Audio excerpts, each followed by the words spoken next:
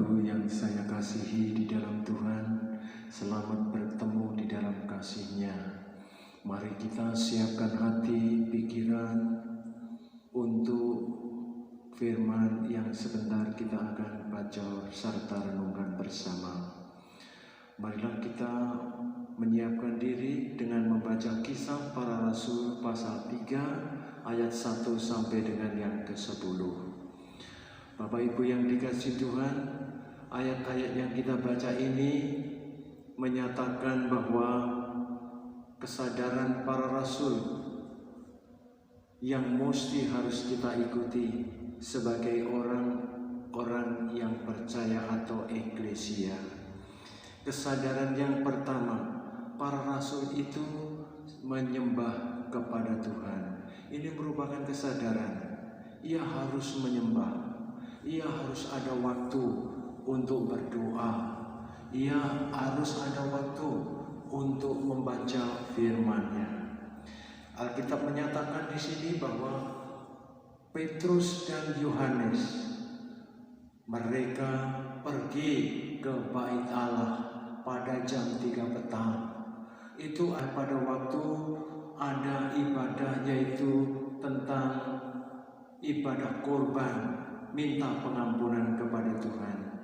Sebenarnya Petrus dan Yohanes tidak biasa akan hal ini, sebenarnya ahli-ahli Taurat.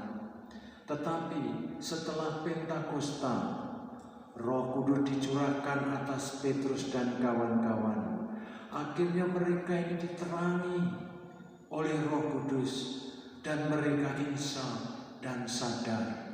Pada jam yang ditentukan, mereka ke bait Allah untuk berdoa. Saudaraku yang dikasihi oleh Tuhan, dalam situasi-situasi seperti ini bukan kebetulan, tapi Tuhan mau supaya orang-orang yang ada di dunia ini mengenal namanya dan bersekutu bersama-sama dengan kawan seiman. Kita bersama-sama untuk berdoa supaya pandemi ini segera berlalu dan kita akan bisa beribadah sebagaimana layaknya ibadah pada waktu-waktu yang lampau. Saudaraku, Petrus dan Yohanes, mereka adalah orang-orang penganjur. Seperti ada orang bertanya kepada Petrus pada waktu mendengar khotbahnya.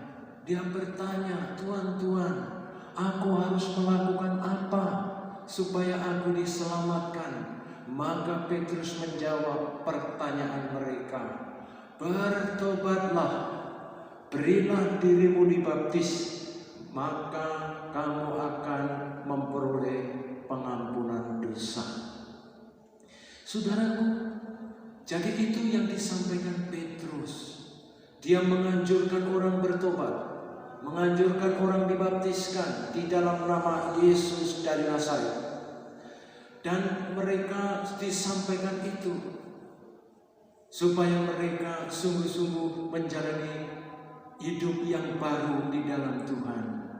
Namun bukan hanya penganjur, tetapi Petrus itu adalah seorang melaksanakan anjuran. Ini suatu keteladanan yang baik. Dia bukan hanya ngomong, tetapi Yohanes dan Petrus juga melakukan. Dia bukan hanya bicara, "Berdoalah kamu, bacalah firman, mari kita bersekutu bersama." Tetapi mereka ini juga pelaku-pelaku doa, pelaku-pelaku pembaca firman Tuhan, pelaku-pelaku peribadahan, pelaku-pelaku firman di dalam kehidupannya. Ingat Bapak Ibu, bahwa iman tanpa perbuatan adalah mati. Perbuatan tanpa iman itu sia-sia. Karena itu, kita sebagai orang percaya, itulah kita harus juga melaksanakan yang kita anjurkan buat orang lain, melaksanakan apa yang telah kita sampaikan kepada orang lain. Kita bersama-sama melakukan firman Tuhan. Itulah yang dicatat di dalam kitab suci. dicatat di dalam bagian ini. Petrus dan Yohanes itu masuk ke bait Allah lewat pintu gerbang indah. Pintu ini sebenarnya diperuntukkan para wanita, diperuntukkan para orang asing, orang proselit, yaitu orang-orang yang menganut agama Yahudi. Dan mereka setia, mereka dikatakan proselit. Ini pintu-pintu, ini pintu gerbang indah itu adalah jalan mereka. Tetapi Petrus lewat jalan ini, lewat jalannya orang asing, lewat jalannya wanita. Ini bukan kebiasaan orang Yahudi. Orang Yahudi tidak mau lewat jalan-jalan yang seperti ini. Mereka punya jalan sendiri. Seakan-akan mereka berkata, aku ini adalah umat Allah, umat pilihan Allah. Saudaraku, itu artinya apa? Petrus tidak membedakan satu dengan yang lain. Dia mau berkumpul dengan orang-orang proselit, berjalan bersama dengan mereka, berjalan bersama-sama orang asing, berjalan bersama-sama di lorong-lorong yang dilewati para wanita. Saudaraku, orang percaya diajar untuk tidak membedakan satu dengan yang lain. Kita adalah manusia sama seperti apa? Firman Tuhan mengatakan bahwa semua orang telah berbuat dosa dan kehilangan kemuliaan Allah.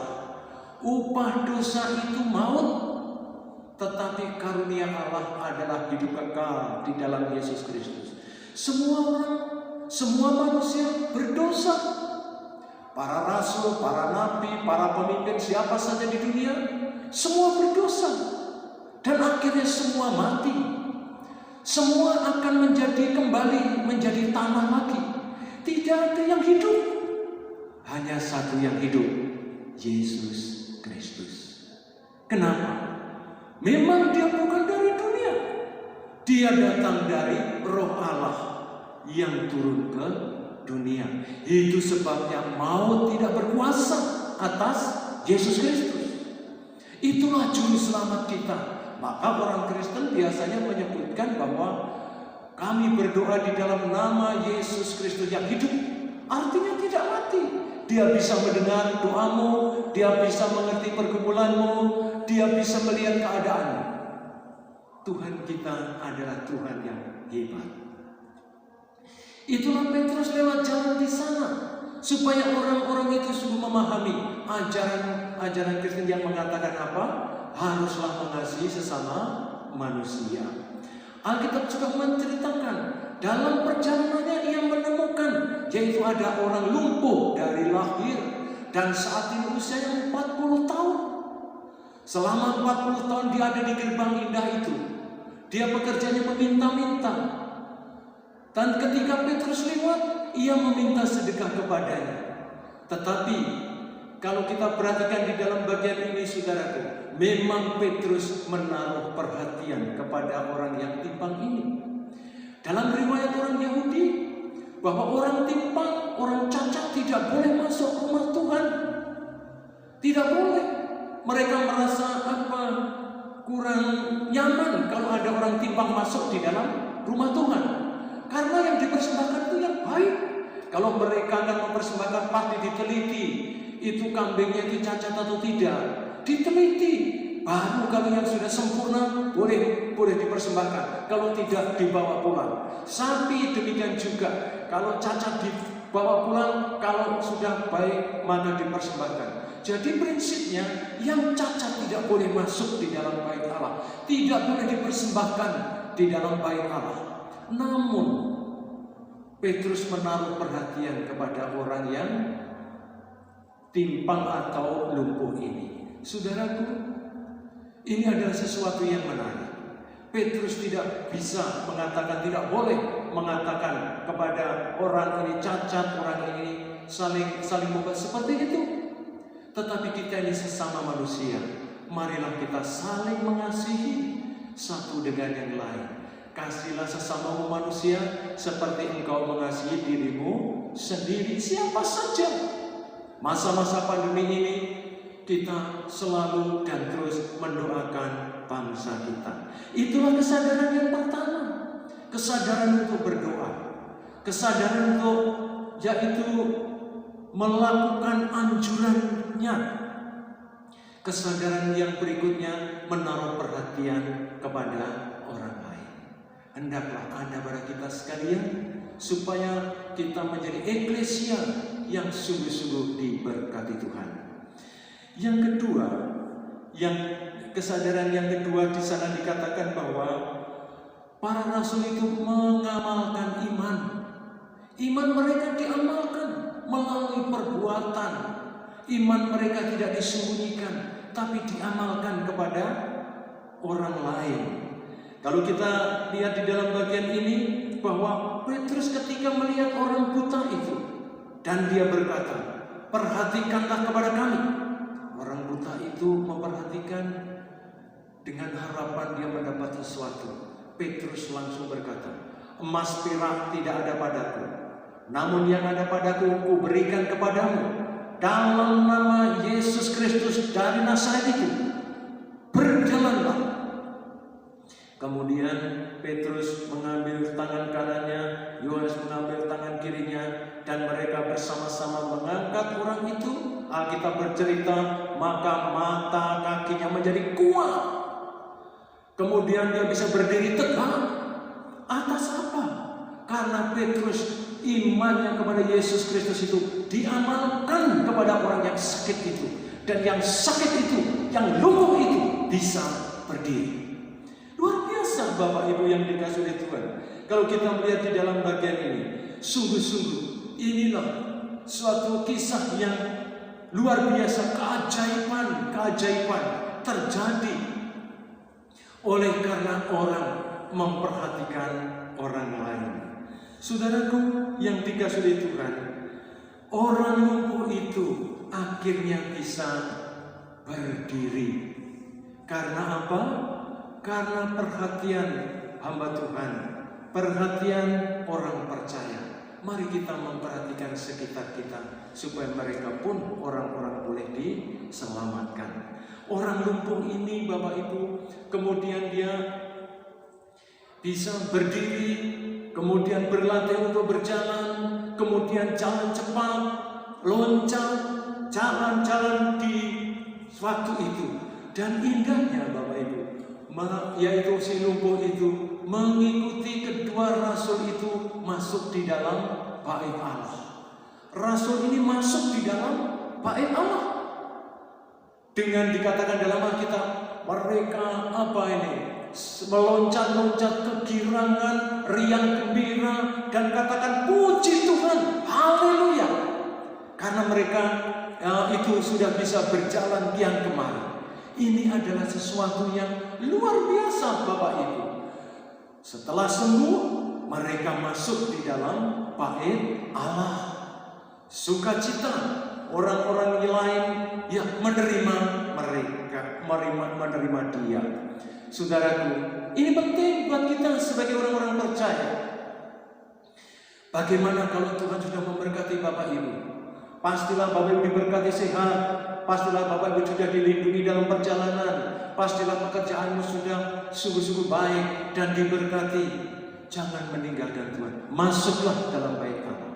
Memang beberapa waktu kadang ada orang yang datang ke gereja, aduh Pak, tolong kami dibaptiskan karena ini ya kami percaya Tuhan dan seterusnya. Tapi setelah dibaptiskan mereka bukannya masuk di gereja, justru tidak tampak batang hidungnya. Tidak tahu mereka kemana. Atau orang yang mau menikah, minta ini waktu bimbingan nikah, disiplin, tanggal ini, jam ini, harus datang dengan lebih awal dan seterusnya dengan sukacita. Tetapi setelah pemberkatan nikah dilaksanakan, mereka pergi tanpa bekas. Bahkan dihubungi dengan HP, dijawab apa? Maaf, Bapak mungkin salah kirim. Seperti itu Bapak Ibu keadaannya. Dan ya semacam itu dunia sekarang Bapak Ibu. Terjadilah hal-hal yang semacam ini. Nah, tapi kalau kita melihat di dalam Alkitab, bukan demikian. Orang yang lumpuh itu setelah dijamah Tuhan dan sehat, mereka atau dia masuk di dalam bait Allah, ingin memuji Tuhan, bersekutu bersama. Ini adalah kesempatan yang ia berikan kepada si lumpuh itu. Yang berikut Bapak Ibu, di sana terjadi sesuatu yang menarik. Orang-orang di sekitarnya heran, tercengang-cengang. Loh, ini orang yang pernah saya lihat atau saya kenal, tapi siapa dia? Yang lain berkata, orang itu yang ada di gerbang indah, yang di sana pekerjaannya meminta-minta atau mengemis. Tapi dia sudah bisa berjalan seperti ini. Bagaimana mereka berjalan ya? Saudara, bisa membuat orang lain bertanya-tanya. Itu artinya apa? Orang yang lumpuh ini sungguh-sungguh setelah sembuh di bait Allah menjadi berkah buat banyak orang. Orang lain tercengang, diberkati atas kesembuhannya itu. Ini adalah sesuatu yang ajaib. Memang kitab suci berkata, rasul-rasul itu memberi tanda-tanda ajaib dan mukjizat. Salah satunya adalah di bait Allah ini. Bait Allah ini yaitu terjadi kesembuhan orang sakit lumpuh 40 tahun. Di dalam nama Yesus Kristus dari Nazaret sembuh dan dia bisa berjalan dan masuk di dalam bait Allah. Nah, inilah kesembuhan itu karena Petrus dan Yohanes mengamalkan imannya, yaitu dia membantu untuk menerima Yesus sebagai juru selamat, membantu mereka berdiri dan akhirnya bisa berdiri. Kemudian dituntutlah mereka secara insting, mereka masuk di dalam bait Allah, menikmati hadirat Allah. Dan di dalam bait Allah, karena mengamalkan iman, orang-orang lain tercengang, terberkati. Saudaraku, apabila kita mau jadi eklesia yang diberkati Tuhan, ikutilah kesadaran rasul-rasul itu. Yang pertama, dia sadar perlunya menyembah kepada Tuhan. Rasul-rasul itu sadar perlunya mengamalkan iman. Bila mana kita mengikuti dua kesadaran rasul ini, pastilah kita akan menikmati hidup dan hidupmu akan diberkati oleh Tuhan. Amin. Kita berdoa. Tuhan, terima kasih untuk firman Tuhan yang boleh kami dengar bersama. Bagaimana Tuhan sungguh sudah membuat perubahan besar di kalangan rasul-rasul dan kemudian menjadi berkat bagi orang lain, yaitu para rasul sadar untuk menyembah Tuhan itu utama dan diutamakan. Demikian juga para rasul mengamalkan iman mereka, karena iman tanpa perbuatan mati. Iman diamalkan kepada orang yang lumpuh dan membuat dia boleh sehat berjalan sebagaimana biasa. Terima kasih untuk semuanya ini. Diberkati seluruh jemaat Tuhan dan meteraikan dalam hati kami masing-masing. Di dalam nama Tuhan kami Yesus Kristus yang hidup, kami berdoa dan mengucap terima kasih. Amin. Ketika saja kita mengenai ibadah kita pada saat pagi hari ini, mari kita memanggilnya dengan memuji Tuhan satu-satunya. Mari kita menyatakan bahwa hanya Tuhanlah satu-satunya, dan kita adalah satu kesusahan. Saat apapun keadaan kita selalu mengandalkan Tuhan. Kita selalu yakin dan percaya bahwa kita memiliki Tuhan yang setia. Dan kita pujikan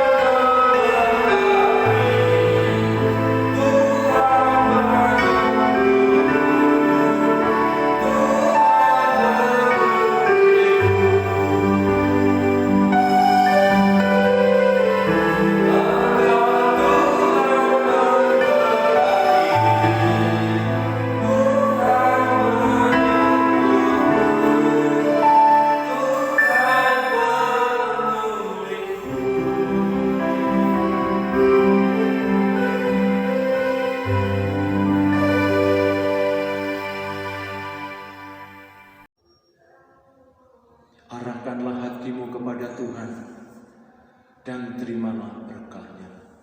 Damai sejahtera dari Allah Bapa, Putra, dan Roh Kudus memimpin, memberkati, melindungi jemaat sekalian, mulai dari saat ini sampai Maranatha, Tuhan datang kembali. Amin.